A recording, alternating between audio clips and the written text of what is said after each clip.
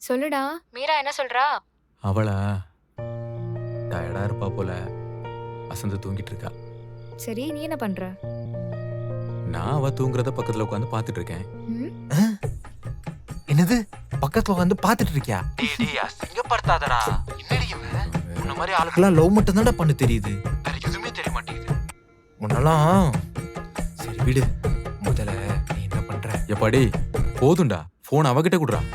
போயும் போய் உனக்கு ஹெல்ப் பண்ணணும்னு பார்த்தேன் பாரு. என்ன சொல்லணும்? நீ போ. போய் விடிய விடிய பக்கத்துல உட்காந்து பார்த்துட்டே இரு. நான் தூங்க போறேன். ஆ போ, முதல்ல அதை பண்ணு.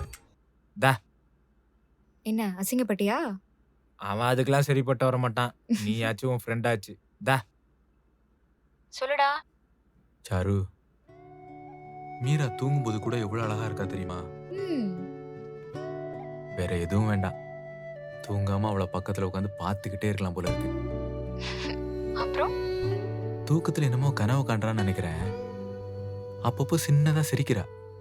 இந்த குழந்தைங்களாம் தூங்கும்போது சிரிக்கும்ல, அந்த மாதிரி. ம். ஒவ்வொரு வாட்டி அந்த சிரிப்பை பார்க்கும்போதும் அடுத்து எப்படா சிரிப்பானி பார்க்கறதுக்கு மனசு ஏங்குது. ம்.